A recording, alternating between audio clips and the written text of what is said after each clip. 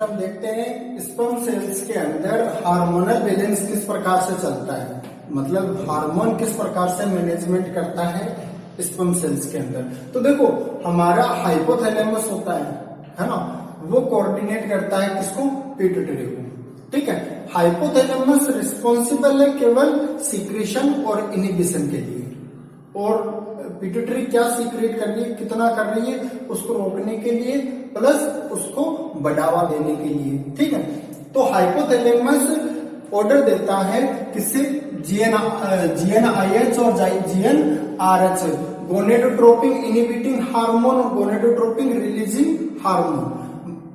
तो ये हाइपोथैलेमस सर्वप्रथम किसको ऑर्डर देगा, ये देगा एंटीरियर पिट्यूटरी, क्योंकि एंटीरियर पिट्यूटरी हमने पिछले क्लास में बात की थी कि एंटीरियर पिट्यूटरी ग्लैंड से कितने प्रकार के हार्मोन का सीक्रेशन होता है। तो 7 हार्मोन सीक्रेट करती है, उनमें से 2 हार्मोन गोनेडोट्रोपिक हार्मोन होते हैं। ठीक है, तो एंटीरियर पिट्यूटरी ग्लैंड जो 3 ग्राम की होती है, वो ग्लैंड 2 गोनेडोट्रोपिन हार्मोन रिलीज करती है, और कौन कौन से, पहला है FSH जिसका पूरा नाम होता है फोलिकल स्टिमुलेटिंग हार्मोन। कौन सा, फोलिकल स्टिमुलेटिंग हार्मोन, इसमें फोलिकल्स होते हैं, वो स्टिमुलेट्स होते हैं। दूसरा ल्यूटिनाइजिंग हार्मोन, ये 2 हार्मोन गोनेडोट्रोपिन हार्मोन के नाम से जाने जाते हैं। कौन से, गोनेडो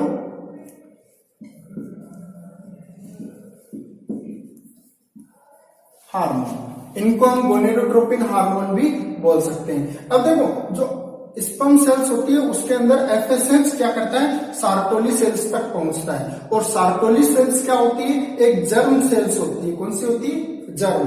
जर्म का मतलब न्यू फॉर्मेशन, नई बनाने वाली, जो नई सेल्स बनाती है उसको हम बोलते हैं जर्म सेल्स।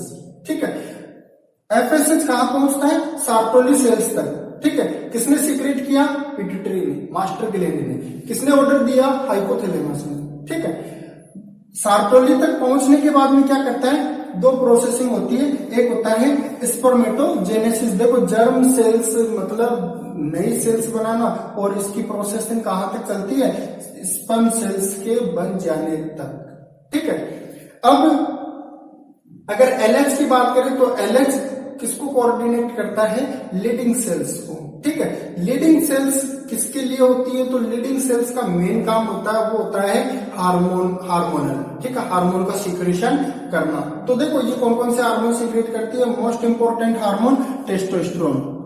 ठीक है, इसके अलावा एक होता है DHEA हार्मोन, डाइहाइड्रा एपिएनडेस्ट्रोन, डाइहाइड्रा एपिएनडेस्ट्रोन। ठीक है, ये हार्मोन भी कौन सीक्रेट करती है, LH और लीडिंग सेल्स। ठीक है, अब अगर इनके कंबाइंड सिम्टम्स की बात करें तो देखो कंबाइंड सिम्टम्स क्या होता है, पहला सिम्टम्स या इनके कैरेक्टरिस्टिक विशेषताएं क्या होती है। तो देखो पहली विशेषता आती है असेसरी रिप्रोडक्टिव ऑर्गन मेंटेनेंस, मतलब जो रिप्रोडक्टिव ऑर्गन्स होते हैं उनको मेंटेन करना। ठीक है, दूसरा function sexual characteristic, secondary sexual characteristic को मेंटेन रखना, जैसे कि बियर्ड, दाढ़ी मूंछ का आना, है ना, आवाज का मोटा हो जाना, ये सब सेकेंडरी सिम्टम्स है, तो इनको मेंटेन रखने का। इसके अलावा सेक्स ड्राइव को स्टिमुलेट करना, ये भी किसका है, टेस्टोस्टेरोन की खास काम होता है। इसके अलावा protein synthesis in skeleton muscles, testosterone protein का सिंथेसिस भी करता है किसके अंदर, स्केलेटन के अंदर। और एक खास और काम है इसका, RBC काउंट। अगर टेस्टोस्टेरोन हम एक्सटर्नली सप्लाई के रूप में पेशेंट को देते हैं तो पेशेंट की RBC बढ़ जाएगी और हमें क्या देखने को मिलेगा, पॉलीसाइथीमिया। ठीक है, अगर हम पेशेंट को टेस्टोस्टेरोन ओरली दे रहे हैं या एक्सटर्नली प्रोवाइड कर रहे हैं तो पेशेंट को हमें पॉलीसाइथीमिया भी देखने को मिल सकता है। अगर हम इसके नेगेटिव फीडबैक की बात करें तो यहाँ पर एक पॉइंट छोड़ दिया था, वो क्या है, नेगेटिव फीडबैक, मतलब इस चीज की अभी जरूरत नहीं है, तब क्या होगा, ये सार्टोली सेल से ये ब्रेन तक इंफॉर्मेशन भेजेगी कि अभी हमें हार्मोन की इतनी जरूरत नहीं है, अभी इतनी रिक्वायरमेंट नहीं है, तो इनहिबिट सीक्रेशन, अपने सीक्रेशन को रोक लो। तो ये इंफॉर्मेशन जाती है नेगेटिव फीडबैक के रूप में, कहा जाएगी हाइपोथैलेमस में कि डिडंट रिक्वायरमेंट, हमें अभी इसकी इतनी रिक्वायरमेंट नहीं है, तो इनहिबिट प्रोसेसिंग होती है और हाइपोथैलेमस से क्या होगा, GnRH का सीक्रेशन होने लगेगा। है ना, या फिर अपने सिक्रीशन को वो क्या करेगा, कंट्रोल कर लेगा, और पहले अगर 70% कर रहा था तो अब 40% कर देगा, जिसकी वजह से पिट्यूटरी को इन्फॉर्मेशन मिलेगी और वो एफएसएच को कम सीक्रेट करेगी।